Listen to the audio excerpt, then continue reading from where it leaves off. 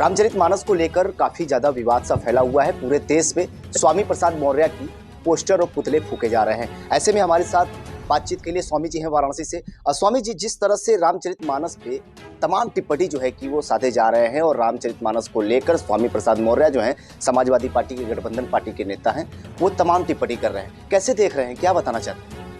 ये सनातन हिंदू धर्मावलंबियों के बीच एक मतभेद जातिगत कार्ड के रूप में है। ये टूल किट है विदेशों का वामपंथी, और इस टूल किट के मूल में पहले बिहार में वहाँ के शिक्षा मंत्री आरजेडी के नेता का बयान, इसके बाद कर्नाटक में एक साहित्यकार के.एस. भगवान का बयान, तीसरे पायदान पर स्वामी प्रसाद मौर्य का बयान। तो ये कुल मिलाकर के 90 के दशक के जो मंडल कमंडल की पॉलिटिक्स थी कि उसमें से ये क्षेत्रीय मरी हुई पार्टियां अपने राजनीतिक हित के लिए, हमें किसी ग्रंथ को बदलने का अधिकार नहीं है। क्या वो कुरान के अंदर काफिरों का कत्ल स्वभाव है, इसको बदलने की सामर्थ्य है?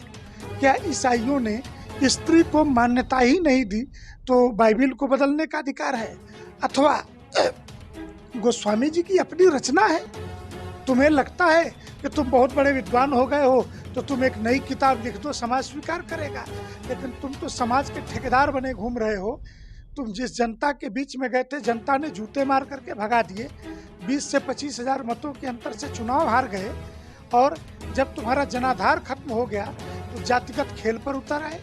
तो ये गंदी पॉलिटिक्स है और इसे समाज कतई स्वीकार नहीं करता है। स्वामी प्रसाद मौर्य कहते हैं कि सबका अपना अपना व्यक्तित्व होता है, हमारा भी अपना व्यक्तित्व है, हम भी स्वतंत्र हैं, किसी भी तरह का बयान दे सकते हैं। लेकिन रामचरितमानस और हिंदुओं पे तमाम टिप्पणी अब जारी हो चुका है। ऐसे में हिंदू धर्म को टारगेट किया जा रहा है देश में, कैसे देख रहे हैं? सनातन हिंदू धर्म अगर सहिष्णु न होता और हम भी सर्तन से जुदा वाले होते तो अब तक स्वामी प्रसाद मौर्य कभी के निपट गए होते। लेकिन इतनी हिम्मत इसलिए आती है ऐसे लोगों को, ये कहता है कि मैं बौद्ध हूँ, तो बौद्ध हो तो जरा बुद्ध के ही बुद्ध चरित्र को पढ़ लो। बुद्ध चरित्र में साफ लिखा है कि शूद्र के घर में बुद्ध अवतार नहीं लेते। क्या बोलोगे? तो बौद्ध कहते हो, उसी बुद्ध चरित्र को उठाओ। तो सीधी सी बात है, ये सब किसी के नहीं है।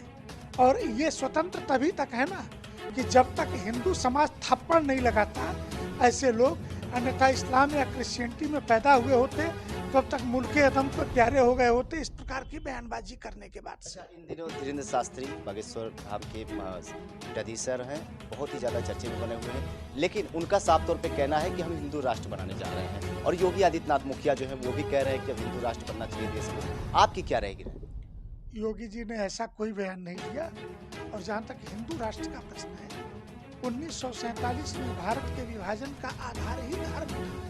पाकिस्तान जो वर्तमान का बांग्लादेश और पाकिस्तान मुसलमानों के लिए और हिंदुस्तान हिंदुओं के लिए तो बना तो हिंदू राष्ट्र ही था। लेकिन तत्कालिक हमारे तथाकथित नेताओं ने हमारे साथ धोखाधड़ी की, और अभी भी भारतीय संविधान में ऐसी धाराएं हैं जिनको लागू नहीं किया गया। लागू होते ही हिंदू समाज को संपूर्ण अधिकार प्राप्त हो जाता है। एक दो दिन पहले की बात है, आरएसएस प्रमुख है भागवत जी, उन्होंने ऊंच नीच की जाति को भगवान की श्रेणी में नहीं, ब्राह्मणों को बताया है। ऐसे में ब्राह्मण को टारगेट किया गया है, कैसे देख रहे हैं?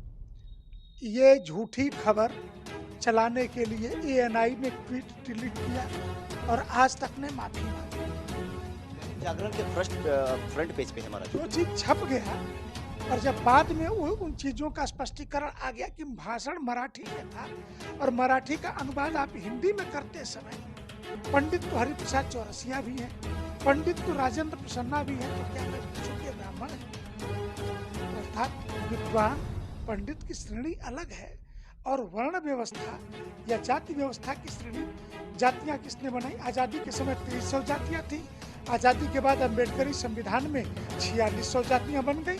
तो क्या ये जाति और जाति के जो सर्टिफिकेट है वो सरकार के एसडीएम के कार्यालय से जारी होते हैं। धर्माचार्य के नाते पूछते हैं, तो मैं वर्ण और आश्रम व्यवस्था का पोषक हूँ, जाति व्यवस्था का नहीं। वर्ण और आश्रम के आधार पर सनातन हिंदू धर्म की संपूर्ण व्यवस्था चलती है, और इसके सर्टिफिकेट हम नहीं जारी करते जातियों के। जाति सर्टिफिकेट एसडीएम गांव के प्रधान से लेके इसी अंबेडकर के संविधान की व्यवस्था में जारी होते हैं। जिससे जाति से परहेज है, वो कहता है कि इस देश में कोई जाति नहीं रहेगी और संवैधानिक रूप से जाति के लिए न आरक्षण होगा न जाति के सर्टिफिकेट जारी होंगे। ये कहने की हिम्मत है किसी नेता की? स्वामी प्रसाद मौर्य को लेकर आपकी तरफ से कोई पोस्टरबाजी या किसी तरह का बयान दर्शक को देना चाहते हैं? नहीं, स्वामी मौर्य के बारे में मेरा मानना है कि एक मरा हुआ नेता जो कभी मायावती के चरणों में बैठ करके, उसकी फोटो सबने देखी है, मायावती जी की टिप्पणी भी सबने देखी। इसके बाद से भाजपा में कुछ दिनों तक चरण चाटन क्रिया का आनंद लिया।